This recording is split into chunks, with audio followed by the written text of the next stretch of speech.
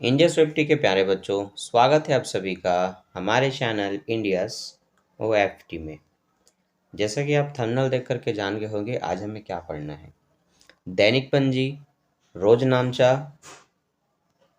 General प्रविष्टि, नकल बही। सारे नाम जो आपने सुने हैं, सारे नाम एक ही है, जिनको अलग अलग तरह से प्रोनाउंस किया जाता है। ठीक है, डेली नोट, जर्नल एंट्री। ठीक है, अब यहाँ पर पंजी पृष्ठि के कुछ टॉपिक होते हैं। Topic 1, topic 2, topic 3। साधारण होता है, मिश्रित होता है, बैंक वाली होती है, ठीक है, बट्टे वाली होती है, जीएसटी वाली होती है। तो हम सबसे पहले साधारण पढ़ेंगे, और उससे पहले बता दूं यहाँ पर उन पंजी पृष्ठों पर ज़्यादा फोकस है जो एग्ज़ाम की दृष्टि से बहुत महत्वपूर्ण है, आईएमपी है। और ये एक ऐसा वीडियो है जिसको देखने के बाद पंजी पृष्ठ आज से पहले आपने अगर बिल्कुल भी नहीं जाना है कि क्या होता है, तब भी इस वीडियो को अगर आप 1 से 2 से 3 बार देख लेते हैं, 2-3 बार, ज़्यादातर 2-3 बार, तो आपके एग्ज़ाम में जो भी पंजी पृष्ठि के क्वेश्चन आएगा उसको आप बना करके आएंगे। तो अगर आप चाहते हैं कि एक वीडियो देखें और पंजी पृष्ठि क्लियर हो जाए, तो फिर ये वीडियो आपके लिए बहुत इंपॉर्टेंट होने वाला है। ठीक है, तो विस्तार से इस पर चर्चा कर रहे हैं। तो देखिए, सबसे पहले हम पहली पंजी पृष्ठि को देखेंगे जो इसमें बताया गया है। वो है, रोकड़ से व्यवसाय आरंभ किया। जब भी किसी भी चीज़ से व्यवसाय आरंभ करें, जो चीज़ आ रहा है व्यापार में वो विकलन हो जाएगा, जिसको आप डेबिट कहते हैं, और जो जा रहा है वो क्रेडिट हो जाता है, जिसको आप समाकलन कहते हैं। तो रोकड़ से व्यापार होने पर रोकड़ आता है, तो रोकड़ विकलन पूंजी खाता से। जो भी चीज़ व्यापार शुरुआत में लगती है वो पूंजी से लगती है, तो पूंजी खाता से। ठीक है, पहला पॉइंट क्लियर है। दूसरा, नगद माल खरीदा। माल नगद खरीदेंगे तो जो आया वो विकलन, जो हो गया वो समाकलन। खरीदने से क्रय खाता विकलन होगा आपका रोकड़ खाते से, क्योंकि आपने कैसे खरीदा, कैश के थ्रू खरीदा, तो purchase account debit to cash. ठीक है, आगे बढ़ें। अगला, स्वाति को माल बेचा, उधार एंट्री है। उधार एंट्री में जिसको बेचेंगे वो विकलन होता है, तो स्वाति डेबिट किससे, विक्रय से। ठीक है, डेबिट किससे हो जाएगा, स्वाति डेबिट हो जाएगी विक्रय से। विक्रय को आप लोग बोलते हैं सेल्स। अगला, नगद फर्नीचर खरीदा या सिर्फ फर्नीचर खरीदा, तो फर्नीचर खाता विकलन रोकड़ खाता से। संपत्ति खरीदते समय साथ क्रय का नाम इस्तेमाल नहीं करते, उस संपत्ति का नाम लिखते हैं। फर्नीचर विकलन, मशीन है तो मशीन विकलन, भूमि है तो भूमि, भवन है तो भवन विकलन, रोकड़ खाते से। स्वाति से पूर्ण भुगतान के रूप में प्राप्त हुआ 4,000 रुपये।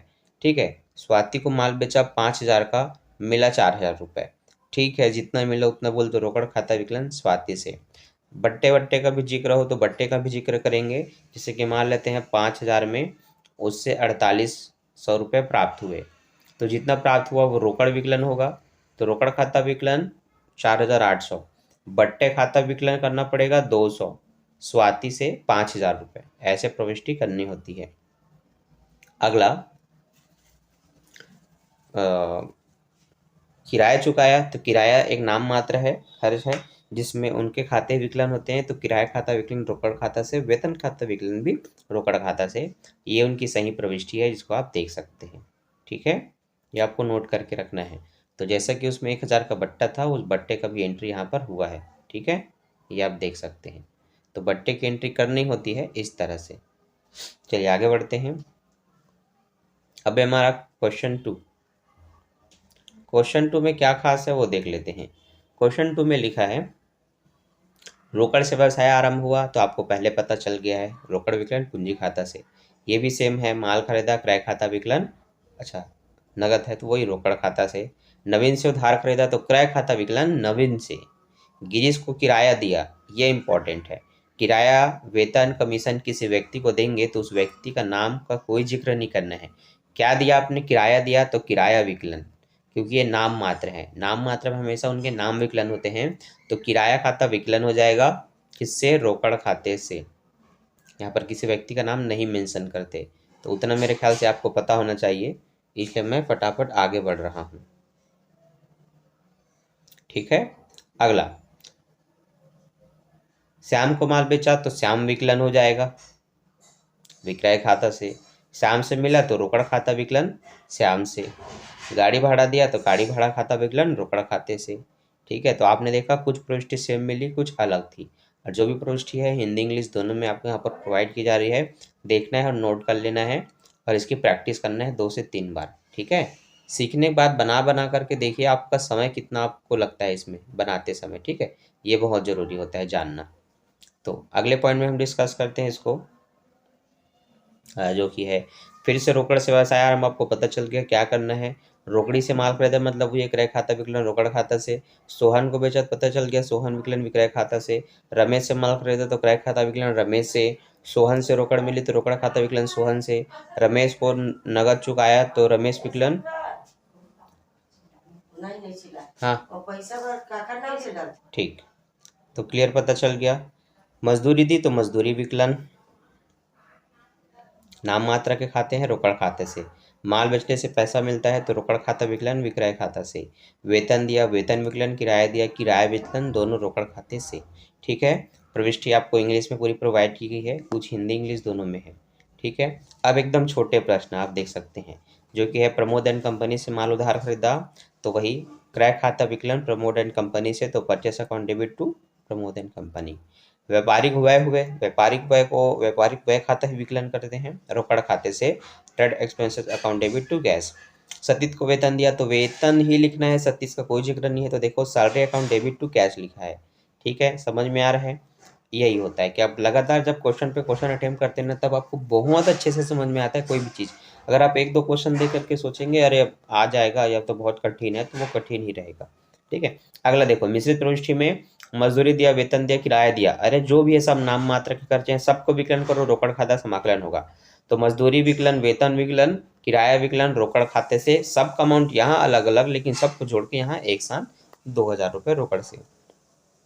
ठीक है, अगली प्रविष्टि लिखा है रमेश श्रीवास्तव ने 5 लाख रुपए रोकड़ 1 लाख रुपए का माल 2 लाख रुपए की मशीन से व्यवसाय आरंभ किया।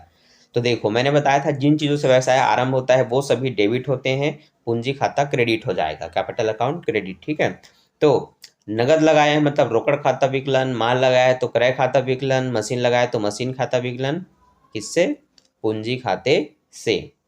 उधार खरीदा है कोई बात नहीं, उधार खरीदा है तो क्रय खाता विकलन होगा, एक ही अकाउंट डेबिट होगा जो कि है परचेस, जिसको आप क्रय बोलते हैं।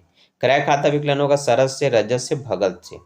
माल उधार बेचेंगे तो जिनको बेचा वो विकलन, जॉर्ज विकलन अविनाश विकलन और कलीम विकलन विक्रय खाता से, तो यहाँ विक्रय खाता क्रेडिट होगा।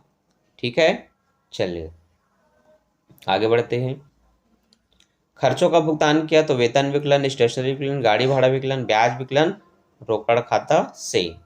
राम और मोहन प्रत्येक ने 10,000 रुपये 20,000 रुपये का माल उधार ले लिया, मतलब आहरण कर लिया। आहरण खाता विकलन रोकड़ से और क्रय खाता से। ठीक है, इस तरह से सारी प्रविष्टि आप यहाँ पर देख सकते हैं। ठीक है, लास्ट में आहरण का देखिए, अच्छा दोनों ने शायद माल ही निकाला है। ठीक है, आहरण हुआ है 30,000 का टोटल, तो यहाँ पर प्रविष्टि हुई है क्रय खाते के रूप में। ठीक है, ये तो प्रश्न गलत है तो कुछ मिस्टेक है इसमें, आहरण की एंट्री नहीं की है शायद, 28 फरवरी का किया है। क्रय खाता विकलन किया है रोकड़ से, अच्छा वो आहरण खाता विकलन होगा। ठीक है, आहरण खाता विकलन होगा रोकड़ से इतना क्रय से इतना। चलो ठीक है, इसी के हिसाब से कर लेना। आगे बढ़ते हैं।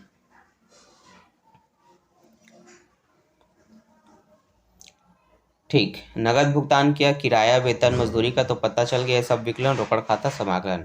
संपत्ति क्रय की गई तो मशीन भवन फर्नीचर विकलन रोकड़ खाते से। नगद प्राप्त हुआ तो रोकड़ खाता विकलन लाभांश से ब्याज से कमीशन से। कार्यालय उपयोग है तो खरीदा तो लेखा सामग्री कंप्यूटर विकलन रोकड़ खाते से। देख सकते हैं प्रविष्टि पूरी।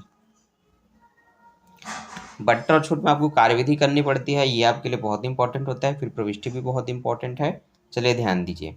सबसे पहले बोला है 6,000 रुपये सूची मूल्य का माल 10% व्यापारी छूट 2% नगद छूट की शर्त पर बेचा और 50% का भुगतान नगद किया, मतलब आधा पैसा नहीं दिया है। तो यहाँ पर सामने वाले का नाम भी पता होना बहुत जरूरी होता है। अब देखिए 6,000 का अगर आप 10% काटेंगे तो 10 काट दो जो है वो उसका 10% होता है, मतलब 600। 6,000 में 600 नहीं मिलना, मतलब 5,400 मिलना है। ठीक है, अब इसकी बत्ती थोड़ा इसमें भट्टे कलर में कर लेते हैं। ठीक, अब इस पर भी 2% का छूट है, लेकिन नगद छूट उस पर निकालते हैं जितना भुगतान हो। तो 50% राशि का भुगतान किया, मतलब इसका आधा कर दो, तो इसका आधा होता है 2700। इस तरह से अब 2700 का मैं हाफ कर दूं, सॉरी हाफ तो हो गया, इसी पर 2% निकालना है। तो ये 2 0 से 2 0 कटा, 27 दूनी 54 होता है, तो 54 रुपये की छूट दी गई। तो 27 रुपये में 54 रुपये को काट दो आप। ठीक है, 10 में 4 जाएगा 6, और ये ने 9 हो गया है, 9 में 5 जाएगा 4, 6 और 2 2646। तो आप एंट्री करेंगे इस तरह से, खरीदा तो छूट काटने के बाद 5400 रुपये आया था, प्रविष्टि उसी की होनी है। क्रय खाता विकलन 5400, उसमें से रोकड़ आपका ये 2646, बट्टा है उस पर 54 रुपये और 27 रुपये और मिलना है। तो ये 2700 रुपये किससे? उस व्यक्ति से जिससे आपको पैसे देना है, तो डागा ट्रेडर्स से। ठीक है, इस तरह से प्रविष्टि करनी होती है। इसमें याद ये रखना है, जब भी आपको पैसे सामने वाले को देना है तो उसको आप क्रेडिट करते हैं, समाकृत करते हैं। लेना होगा तो आप उसको डेबिट करते हैं। बस इतना कॉन्सेप्ट याद रखेंगे, प्रविष्टि फटाफट करेंगे। ठीक है, प्रविष्टि यहाँ तक बिल्कुल सेम है। ये क्वेश्चन आपको बना करके देखना है, ये आपका होमवर्क। ठीक है, ये बना करके देखना है। इतने खरीदा, इतना व्यापारी छूट, इतना नगद छूट है, ऐसे कर करके 4 क्वेश्चन है। चारों को बनाइए, कमेंट करके बताइए आपका आंसर सही आया कि नहीं। और आंसर आप ऐसे भी देख सकते हैं, इसलिए भगा रहा हूँ इसको। चलो अगला देखो, राम से 5,000 रुपये लेने थे पूर्ण हिसाब में, उसमें 4700 रुपये ले लिए।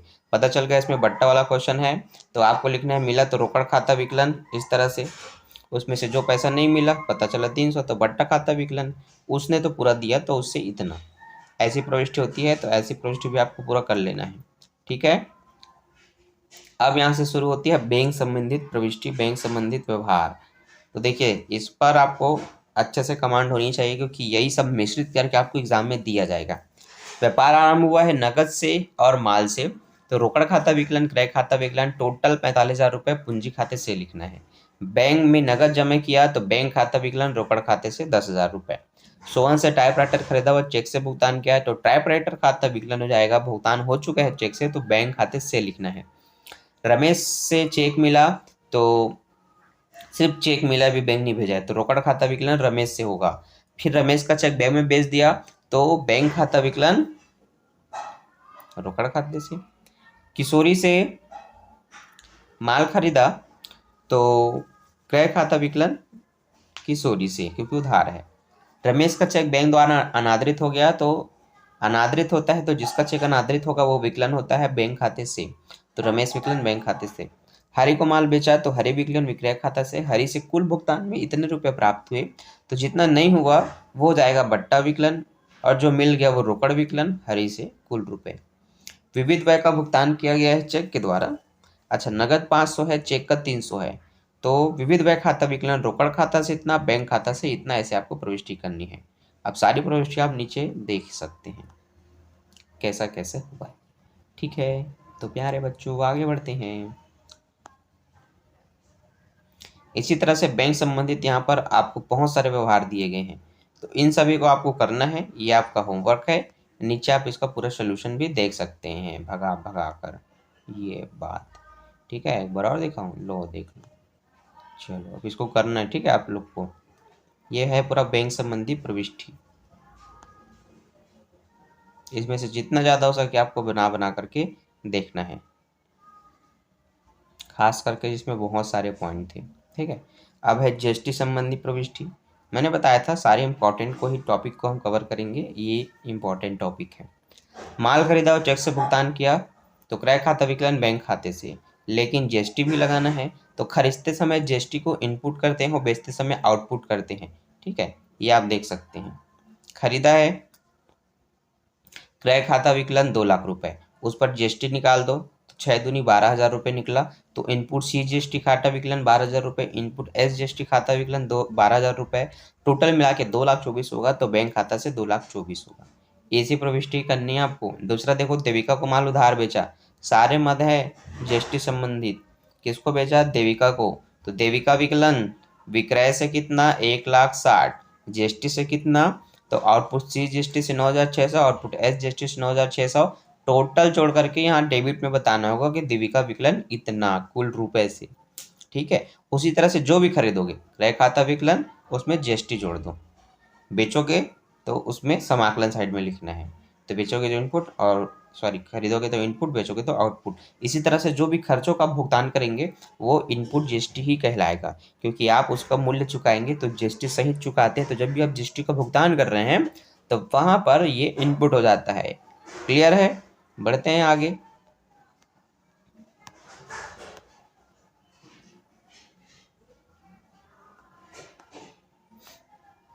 ठीक, अब चलो जीएसटी पर आधारित अगला क्वेश्चन आपके लिए होना चाहिए था लेकिन नहीं है, तो बस ये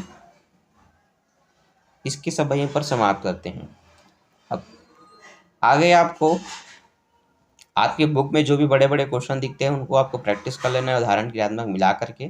कुछ स्पेशल पॉइंट मिले जो आपको समझ में ना आए तो मुझे कमेंट कर सकते हैं। बाकी मैं मिलता हूँ नेक्स्ट वीडियो में अगले इंपॉर्टेंट विषय और उसके क्वेश्चन के साथ। वीडियो अच्छा लगता है तो like, subscribe and share. Thanks for watching, bye bye.